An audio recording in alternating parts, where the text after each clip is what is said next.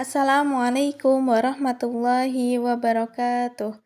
Hari ini Ustazah akan menjelaskan tentang materi IPS yaitu Puncak Perjuangan Bangsa Indonesia untuk Meraih Kemerdekaan.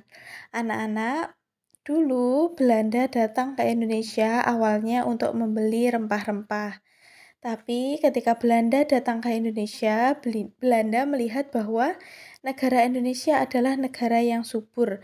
Kemudian hasil rempah-rempahnya bagus dan sangat melimpah. Kemudian Belanda juga mengetahui bahwa ternyata rakyat Indonesia masih terbelakang. Rakyat Indonesia masih belum memiliki pengetahuan yang luas. Akhirnya kesempatan ini dimanfaatkan oleh Belanda untuk menjajah Indonesia. Nah, ketika menyadari bahwa negara Indonesia telah dijajah, maka para pejuang mulai mengangkat senjata. Senjata pada zaman dahulu adalah bambu runcing. Tetapi para pejuang kemerdekaan di zaman dahulu berjuangnya masih bersifat kedaerahan, jadi belum bersatu. Akhirnya tidak berhasil, perjuangan itu belum berhasil mencapai kemerdekaan. Kemudian ketika tanggal 28 Oktober 1928, barulah terjadi Kongres Pemuda.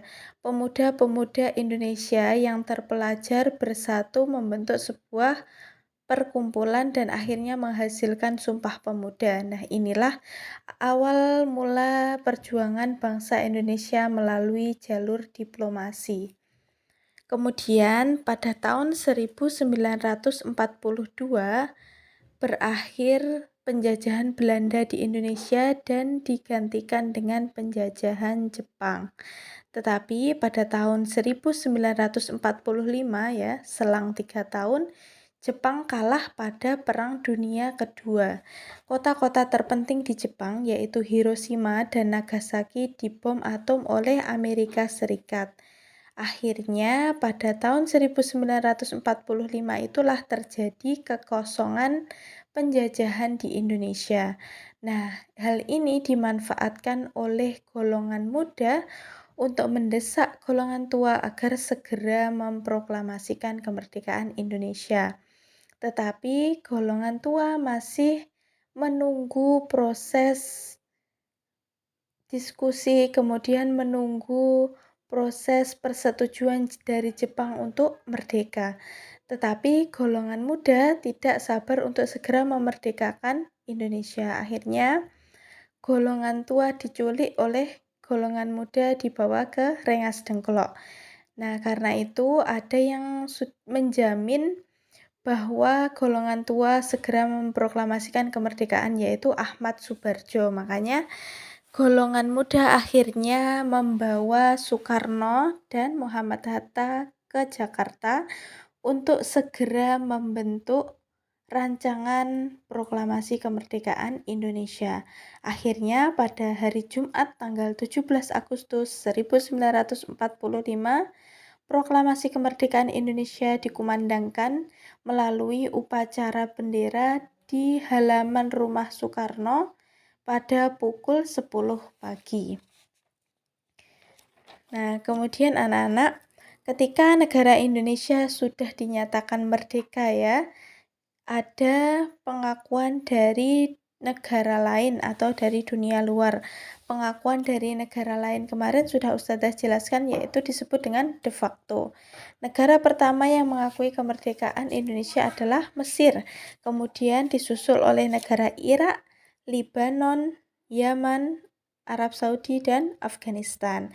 Jadi negara-negara pertama yang mengakui kemerdekaan Indonesia adalah negara Muslim.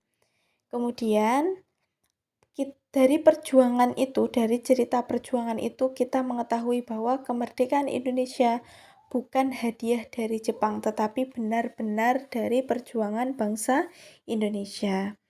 Oke, kemudian ketika Indonesia sudah merdeka, Indonesia mulai bergabung dengan organisasi-organisasi di negara lain.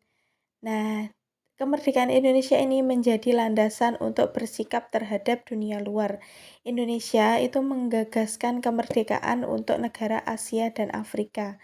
Dan Indonesia membentuk gerakan non-blok yaitu tidak me tidak membela salah satu negara, tetapi Indonesia sebagai juru damai atau sebagai negara yang mendamaikan. Kemudian selanjutnya adalah upaya mempertahankan kemerdekaan. Nah, ketika Indonesia sudah menyatakan merdeka melalui proklamasi, ternyata tidak serta-merta membuat Indonesia sudah bebas dari penjajah. Ternyata sekutu masih datang ke Indonesia untuk mencoba menjajah kembali. Upaya-upayanya yang dilakukan pertama adalah di Medan. Jadi sekutu mendatangi Medan kemudian berusaha menguasai sektor-sektor penting di Medan. Makanya terjadi pertempuran Ambarawa. Kemudian sekutu juga datang di Semarang, Jawa Tengah. Mereka membawa NICA. NICA itu adalah sebuah organisasi militer Jepang. Makanya membuat rakyat di Semarang menjadi geram dengan sekutu. Akhirnya mereka melancarkan gerakan gerilya yang dipimpin oleh Jenderal Sudirman. Kemudian yang selanjutnya adalah peristiwa Bandung Lautan Api. Jadi ketika itu daerah Bandung diserbu oleh sekutu, kemudian hal-hal penting atau gedung-gedung penting di Bandung itu sudah dikuasai oleh sekutu. Makanya rakyat di Bandung itu memilih untuk membumi hanguskan atau membakar semua sektor-sektor penting di Bandung agar sekutu tidak menguasai sektor penting tersebut. Itulah yang dikenal dengan Bandung Lautan Api.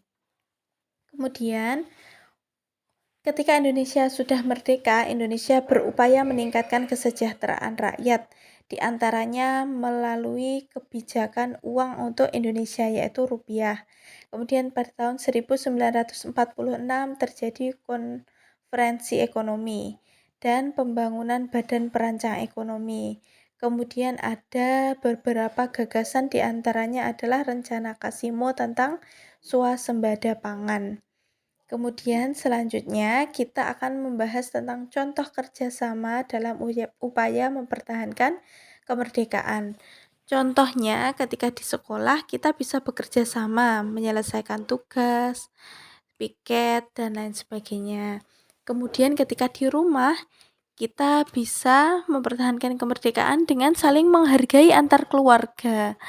Kemudian kita mencintai produk dalam negeri, rukun dengan anggota keluarga, membantu orang tua, dan sebagainya. Di sekolah lagi, kita juga bisa memperingati upacara bendera. Kita bisa senantiasa membaca undang-undang dasar, kemudian mengikuti pramuka. Nah, itu juga salah satu upaya mempertahankan kemerdekaan. Kemudian di bidang masyarakat, kita bisa senantiasa menjaga kerukunan antar masyarakat, menghargai masyarakat, mendukung pembangunan nasional. Nah, di sini rakyat Indonesia itu juga memiliki kegiatan di bidang ekonomi, yaitu